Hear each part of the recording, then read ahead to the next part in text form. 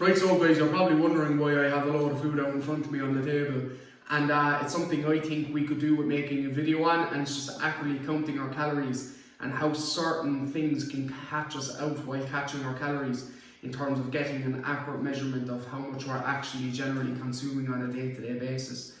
So I've got a lot of questions over the last 2 weeks from me in regards to different things that you're getting confused about when counting calories. Most clients have texted me in regards to something, so I'm going to go over it, okay? And I'm going to make this video and hopefully it covers most of it for you and it makes it easier for you to understand. So first of all, what I'm going to go over, guys, is the oils and sauces part of things, guys, because I think this is where a lot of people get really confused. So here we have our olive oil and we have sauces that we can mix into our foods, like gravies and so on. But guys, what a lot of people tend to forget is that these actually hold calories as well, okay? These have calories within them, and some of them, like these, this one you can get in Aldi, is quite nice, I like using it, jalfrezi kind of sauce thing, but it does have like quite a lot of calories. Per third of a jar, it's like 150 or 60 calories, okay? So if I'm having like a whole jar of this, like that's like 300 or 400 calories more.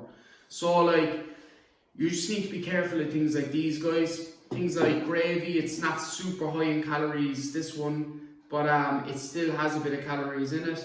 So like, you know, per 50 mils, there's 14 calories. Look, it's not a lot, but like I know per 100, like a teaspoon of olive oil can have like 40-50 calories in it, if not more as well. So like, we need to be really careful with things like that, because they will catch you out if you're not counting for them. They can add an extra cumulative amount of like 3, 4, 5 plus 100 calories a day onto what you actually think you're already eating.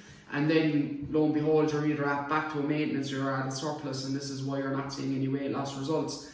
Things you can, alternatives you can go to is things like this, guys. Just look for like maybe lower calorie options, or like obviously you have like the low cal sprays, what I use when dieting. I normally go back to like normal olive oil when at a maintenance or at a surplus or something like that, because I just love olive oil and stuff anyway.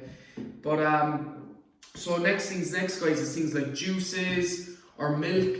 Like this is protein milk, but like stuff like this, guys, can catch us out as well. We tend to forget that there is calories in these as well. And how would you accurately kind of like count these is, it's hard for a lot of people. Like obviously you can get a pint glass. Pint glass is normally 500 mils, or you can get a jug if you have a measuring jug and go off of that. But like that's what I generally go off. I just get a pint glass, guys, because if I have a pint glass that was probably robbed from a bar somewhere at home, I can just pour it into that. I know the pint glass is 500 mils generally, and I can kind of go off what's in that. I do have a measuring jug at home, which I use as well sometimes if I'm being very, very strict with myself.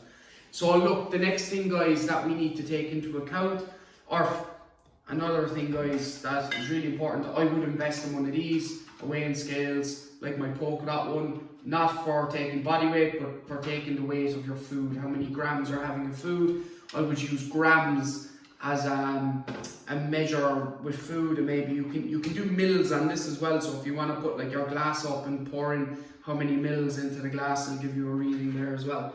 So the next thing, guys, would be carbohydrates.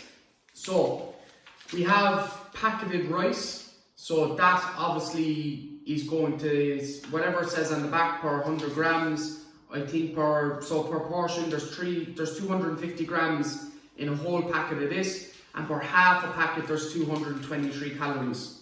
Okay, so I know that like per full packet it's going to be about, you know, the 446 mark or so ever.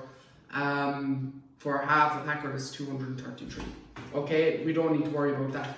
But if this rice was needed to be boiled, then what we'd have to do, just like our pastas and our oats and whatever else, we would have to measure them before they're boiled, or any added water or whatever is added to them. Because the reason why is that obviously when they're boiling water and so on, or microwaved in water or whatever it may be, they're going to retain some of that water, so they're going to be heavier when they come out.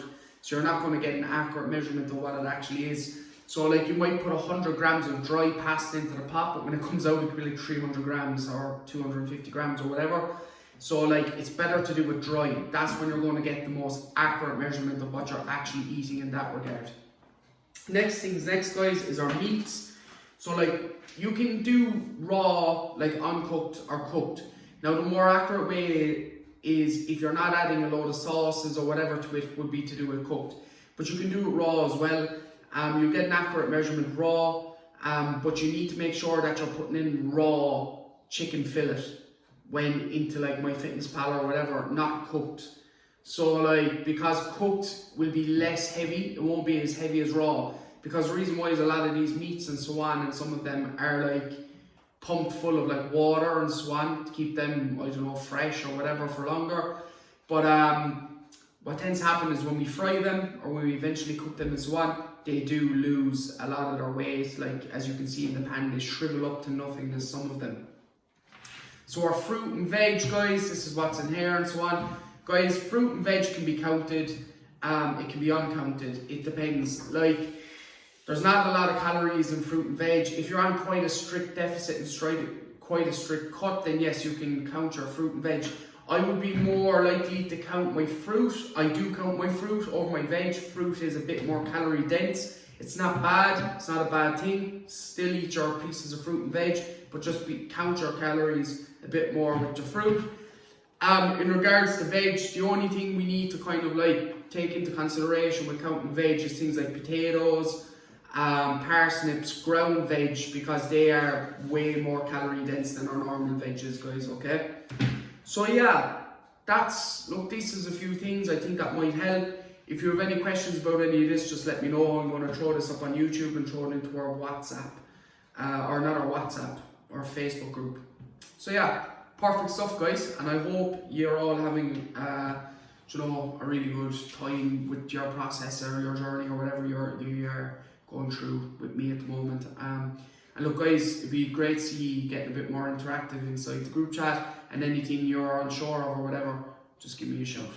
Cheers.